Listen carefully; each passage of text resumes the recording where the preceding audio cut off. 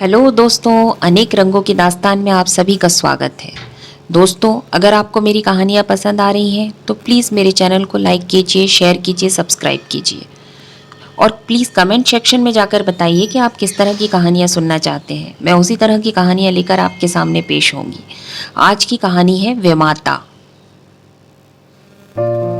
स्त्री की मृत्यु के 3 मास बाद पुनर्विवाह करना मृतात्मा के साथ ऐसा अन्याय और उसकी आत्मा पर ऐसा आघात है जो कदापि क्षम्य नहीं हो सकता। मैं तो यही कहूंगा कि उस स्वर्गवासिनी की मुझसे अंतिम प्रेरणा थी और ना शायद मेरा यह कथन ही मान्य समझा जाए कि हमारे छोटे बालक के लिए माँ की उपस्थिति परमावश्यक थी।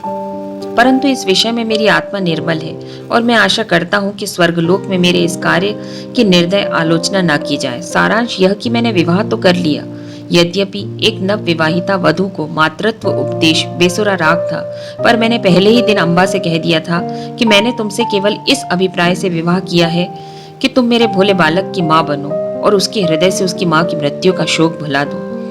2 मास व्यतीत हो गए। मैं संध्या के समय मुन्नू को साथ लेकर वायु सेवन को जाया करता था। लौटते समय मित्रों से भेंट भी कर लिया करता था। उन संगतों में मुन्नू शाम की भांति चहकता। वास्तव में इन संगतों से मेरा अभिप्राय मनोविनोद नहीं, केवल मुन्नू के असाधारण बुद्धि चमत्कार को प्रदर्शित करना था। मेरे मित्रगण जब मुन्नू को प्यार करते और उसकी विलक्षण बुद्धि की सराहना करते तो मेरा हृदय उछलने लगता था। एक दिन मैं मुन्नू के साथ बाबू ज्वाल सिंह के घर बैठा हुआ था। ये मेरे परम मित्र थे। मुझमें और उनमें कुछ भी भेदभाव नहीं था। इसका अर्थ यह नहीं कि हम अपनी क्षुद्रताएं, अपनी पारिवारिक कलह और अपनी आर्थिक कठिनाइयां एक दूसरे से बयान करते थे।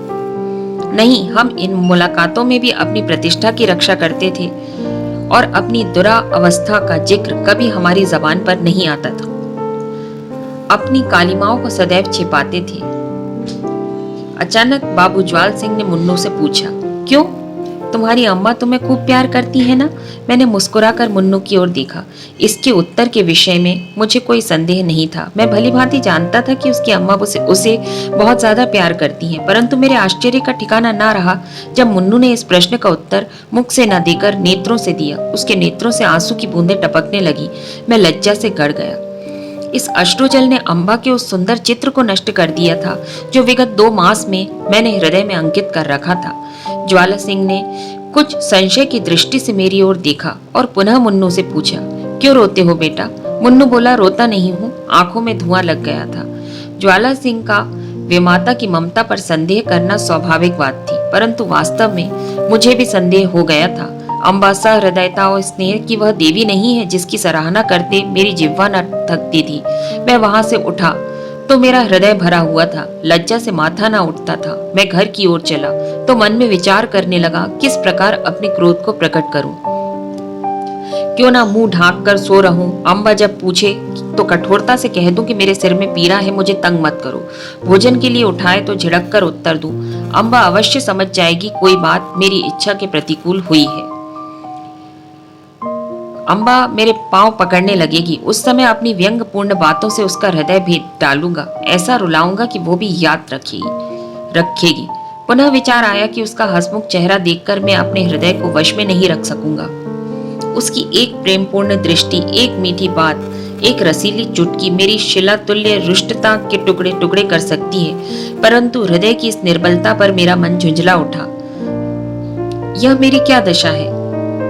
क्यों इतनी जल्दी मेरे चित्त की काया पलट गई है? मुझे पूर्ण विश्वास था कि मैं इन मृदुल वाक्यों की आंधी और ललित कटाक्षों के बहाव में अचल रह सकता हूँ, और अब कहाँ यह दशा हो गई कि मुझमें तो दोस्तों, साधारण अगर आपको हमारी कहानी पसंद आई हो तो इस वीडियो को लाइक करें, शेयर करें और हमारे चैनल को सब्सक्राइब करें।